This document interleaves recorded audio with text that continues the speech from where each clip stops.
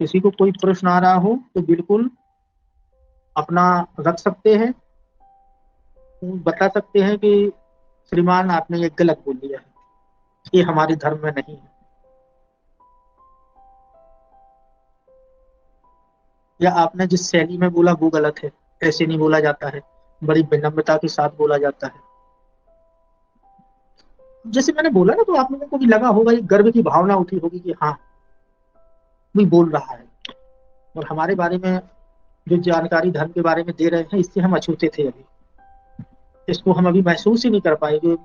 तभी तो मतलब वहां इंटरव्यू में आपके अंदर कोई विशिष्टता तो लगनी चाहिए ना वहां, नहीं तो दिन में 20 जाएंगे, उनको करना है 5 से 6। अब वो 6 लोग 20 में से निकालते हैं, तो क्या देखते हैं? चेहरा देखते हैं कि कुर्ता साफ है कि नहीं है, ये काली पहने हुए हैं, जूते हैं कि नहीं है सही, ये देखते हैं।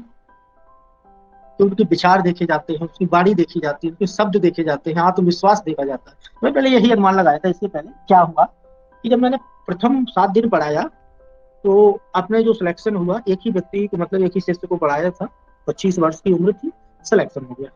तो मुझे पहली बार ये लगा कि इन लोगों को तो नई उम्र वाले व्यक्ति चाहिए। ठीक है।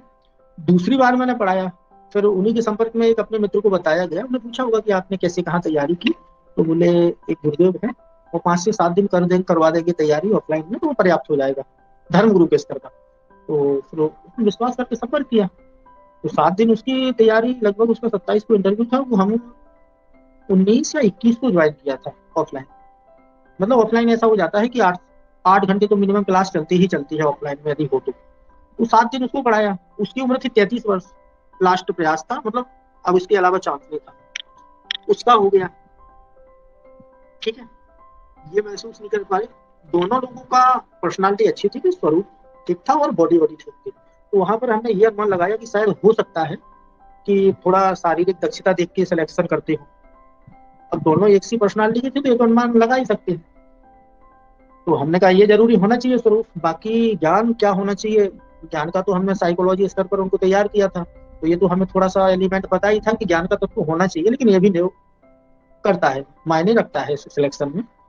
फिर जब इस वर्ष तैयार करवाया, तो हमें ऐसा लगा कि अंतिम उम्र वालों का एडवांटेज मिल जाता है, द्वितीय तृतीय प्रयास वालों का एडवांटेज मिल जाता है, और प्रथम वालों को शायद वो मौका ज्यादा देते हैं कि एक बार और आ जाओ, ऐसा मतलब अपने आप में महसूस कर रहे थे, क्योंकि उतना उच्च स्तर से तैयारी नहीं करवाए थे। पहली बार लगभग 30 लोगों को तैयारी में उतरे थे, 30 से 32 लोग थे। तो उसमें फिर ये महसूस हुआ सिलेक्शन में, बाद में विश्लेषण ये किया, उसी आधार पर करवा रहे थे। हम ये थे वास्तविक भाग रहे थे पीछे, कि हमारे साथ थोड़ा सेकंड अटेम्प्ट वाले जुड़ जाए, थर्ड वाले जुड़ जाए, और लास्ट उम्र वाले जुड़ जाए, तो इन पर दया भाव करके उपकार की भावना आ जाए, ठीक है, सहानुभूति हो कि इनके सिलेक्शन हो जाए, हमारा नाम हो जाए, ये भाग रहे थे। लेकिन फिर भी हमारा इस पर 100% विश्वास नहीं था। दिल 50% ये बोल रहा था कि कहीं पंडित जी आप गलती कर रहे हैं, आप जहां जिस रास्ते पर जा रहे हो उस पर खतरा है, हो सकता है कि सफलता मिले ना मिले। तो फिर इस पर भी ना विश्वास करके हमने ऐसा करा, हमने कहा भी योग्यता पर ध्यान दो, क्वालिटी तैयार करवाओ, और बाकी फिर देखते हैं कि इस बार हम लोग विश्लेषण कर ले जाएंगे कि ये लोग चाहते क्या है सेना वाले। तो फिर अपना उच्च स्तर से तैयारी करवाई सभी को, ये नहीं देखा कि किसका दूसरा प्रयास है और किसका पहला प्रयास है, किसकी उम्र 25 है, किसकी 28 है, तो किसकी 32 है, ये बिल्कुल नहीं देखा। बिल्कुल स्टैंडर्ड लेवल से तैयारी करवाई। जब तैयारी करवाई तो फिर अब सिलेक्शन हुए, तो फिर सारे हुए, सभी का स्तर ठीक था, 32 वाले भी हो गए, 30 वाला भी हो गया, 28 वाले भी हो गए, प्रथम प्रयास वाले भी 14 15 हो गए,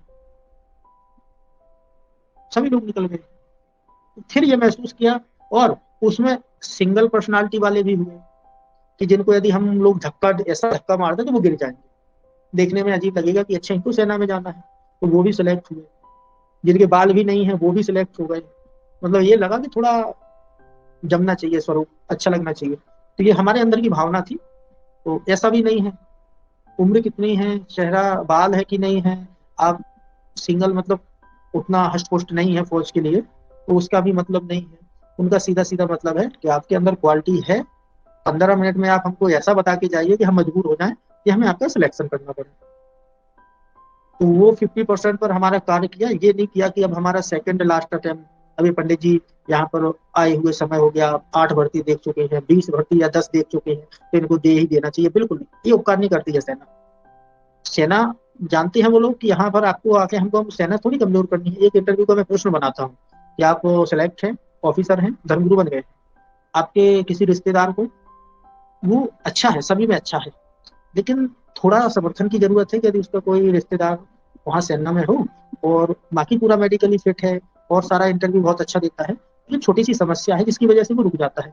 यदि आप यदि पहचान का अपना समर्थन कर दें तो उसका सिलेक्शन भी हो सकता है। ये प्रश्न डालते हैं हम लोग हमेशा इंटरव्यू में तैयार करवाते हैं। तो उनका ये रहता है कि यदि 0.1 भी सेना के मानकों के अनुसार आपके अंदर कमी है तो आप सेना में नहीं आएंगे। हमारे पूरे देश में सभी क्षेत्र हैं, कहीं पर भी आप अपना कार्य करके पालन पोषण, अपनी आजीविका, परिवार का भरण पोषण कर सकते हैं। लेकिन इस दया भाव से आपको सेना में ले लिया जाए, ये कभी नहीं होगा, क्योंकि हम लोग सेना को मजबूती प्रदान करने जा रहे हैं, ना कि हम लोगों को अपनी सेना को कमजोर करना है। तो धोखे से जिसके भी ये विचार आ रहे हो दिमाग में, तो ये बिल्कुल निकाल देना है। ठीक है, वहां आपने अपना प्रदर्शन किया, समझ लेना है संपूर्ण सिस्टम इंटरव्यू पर ही रहता है। इसके पहले मैं भी कई लोगों को समझा चुका हूँ जो दिमाग से थोड़ा समझने की कोशिश नहीं करते हैं, बार बार वही रहता है कि सेकंड पेपर कुछ नहीं होता है। जिनका सिलेक्शन उनको चाहिए, जो अच्छा प्रदर्शन कर दे, उनको 80 से ऊपर नंबर दे दिए जाते हैं, और जिनका सिलेक्शन नहीं किया जाता है उनको 60 से नीचे चिपका दिए जाते हैं, मतलब 60 से 70 के बीच में। 70 से ऊपर नहीं जाएंगे, फिर 60 65 इसके नीचे ही रहेंगे, 50 55 60 65 बस, कि जिसमें वो मेरिट लिस्ट से नीचे रहे। अब यहाँ पर यदि 20 और 30 नंबर का गैप दे दिया जाए सिलेक्शन में, कि किसी को 60 मिले, किसी को 90 मिले या 85, तो 25 नंबर का गैप तो हो गया है। अब 40 वाला पहुंचा इंटरव्यू देने और एक पहुंचा 50 नंबर वाला, मतलब मैं इंटरव्यू देने गया धर्मपुर का, मेरा सेकंड पेपर में 50 क्वेश्चन सही है, मतलब 100 नंबर है सेकंड में, लेकिन मैंने प्रदर्शन वहां अच्छा नहीं कर पाया इंटरव्यू। और आप आशुतोष चतुर्वेदी इंटरव्यू देने गए, तो इनके 40 क्वेश्चन सही है, मतलब इनके 80 नंबर है, लेकिन इनका प्रदर्शन अच्छा हो गया इंटरव्यू में, तो इनको मिल जाएंगे 90 नंबर या 85 दे दिए। मुझे दे दिए उन लोगों ने 60। अब करो मेरिट तैयार, तो 60 और 100 कितने बने, 160, वो हमारी मेरिट हो गई। अब इनके कितने थे, 80 और 90, कितने हो गए, 170। 85 भी मान लो इंटरव्यू में, तो 165। हमेशा धर्मगुरु की मेरिट जाती है 160 प्लस, मतलब 161 नंबर आपके इंटरव्यू में और लिखित पेपर में होना चाहिए। तो 50 क्वेश्चन वाला व्यक्ति जिसको 100 नंबर है सेकंड पेपर में, और वो इंटरव्यू से संतुष्ट नहीं हुए, तो उन लोगों ने इतने नंबर चिपका दिए हमारे ऊपर कि हम वहां मेरिट तक छू ही नहीं पाएंगे। और जिसका इंटरव्यू अच्छा रहा वो 20 नंबर पीछे भी है कैंडिडेट से, मतलब उसके 40 ही क्वेश्चन है सही, 80 नंबर है। 100 वाला बाहर हो गया, लेकिन 80 वाले को वो अंदर कर लेंगे इंटरव्यू में नंबर देके। तो वहां तो लिख दिया जाता है कि सिलेक्ट, और सिलेक्ट लिख दिया, फिर वहां पता चलता है मेरिट में कि अब हमको नंबर कितने दिए जाने हैं।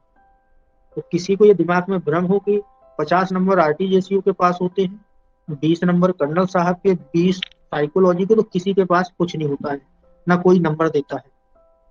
वहां तो सीधा लिख दिया जाता है, आपके जो फॉर्म भरवाया जाता है कि ये व्यक्ति सिलेक्ट है, और अलग कर दिया। तो अलग कर दिया, तो आपकी जब मेरिट तैयार होगी तो वो सिलेक्ट व्यक्ति को इतना नंबर दिया जाएगा इंटरव्यू में कि जो अन्य जो यदि मेरिट से आगे निकल रहे हो सेकंड पेपर से, तो उनके यहाँ कम हो जाए इंटरव्यू में, और ये सेकंड पेपर का अपना स्पेस कवर करके आगे निकल जाए। अब आप आरटीआई लगा लो, आरटीआई लगाएंगे, आरटीआई में आपको नंबर मिलेंगे 160 से नीचे, जिसका नहीं हुआ उनके मिलेंगे, और जिनका हो गया वो मिलेंगे 160 से ऊपर। ये गई है मेरिट। तो समझ गए हो ना चीजें, कि हम लोगों को जोर कहाँ लगाना है।